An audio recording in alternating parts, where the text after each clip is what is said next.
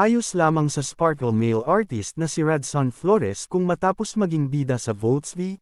Legacy bilang si Mark Gordon ay kontrabida naman siya ngayon sa prinsesa ng City Jail bilang si Justin Lozano. Hindi raw ito issue. Oh, no, not at all, bulalas ni Radson.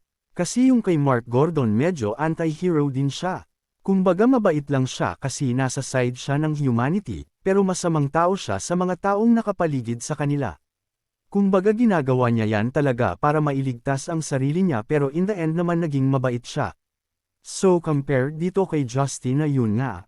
Medyo weird weird yung moral chart ni Justin, so mahirap din kasi baka ma-spoil ko. Kasama ni Radson si Miguel Tan Felix sa Volts V. Legacy dati at ngayon ay sabay ngunit magkahiwalay silang may proyekto dahil si Miguel ay isa sa mga bida sa mga batang riles. Sobrang proud ako sa brother ko, si Miguel. Nasa Volts V, Legacy rin sina Isabel Ortega, Rafael Landicho at Matt Lozano, nagkikita pa ba silang lima? Yeah, almost all that time talaga, until now. Parang 2 days ago lang magkausap kami nila Miguel sa call, mahilig kaming maglaro until now, maglaro ng mga video games. Napapapanood weekdays, 3:20 PM sa GMA Afternoon Prime, ang prinsesa ng City Jail ay sa direksyon ni Jerry Lopez Sineneng kung saan bida sina Sofia Pablo bilang si Princess at Alan Ansay bilang si Xavier at tampok din sina Dominic Ochoa bilang Raymond, Denise Laurel bilang Divina, at Beauty Gonzalez bilang Charlene. Nasa serye rin sina Ian Monji Laurel bilang Leilani, Jean Saburit bilang Sonia, Kimpi De Leon bilang Dado, Ina Feleo bilang Jenny at sina Will Ashley bilang Once, Pauline Mendoza bilang Mimi, at Lauren King bilang Libby. MAGKAPAREHA sina Michael Sager at Jillian Ward sa GMA series na May Ilonggo Girl. Unang pagkakataon nito na magka-love team ang dalawa.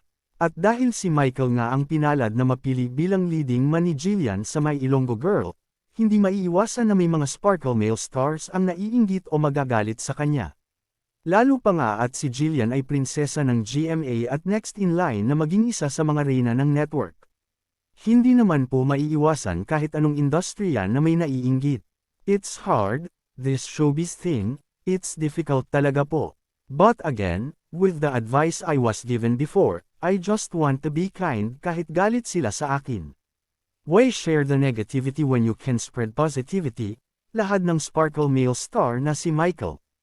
Bukod kina Michael at Jillian ay tampok sa May Ilonggo Girl sina Teresa Loizaga, Aura San Agustin, Lion Valentin, Arlene Mulak at Mek. Carla Martinez. Nasa serye rin sina Empoy Marquez, Yasser Marta, Richard Juan, Andrea Del Rosario, Vince Maristela, Patricia Ismael, Yesh Burrs, at ang mga sparkle young stars na sina Sabrina Casantos at Gio Mana. Sa direksyon ni Conrado Piro napapanood ang May Ilonggo Girl, Mondays through Thursdays, 9:35 PM sa GMA Prime, at sa GMA Pinoy TV Abroad.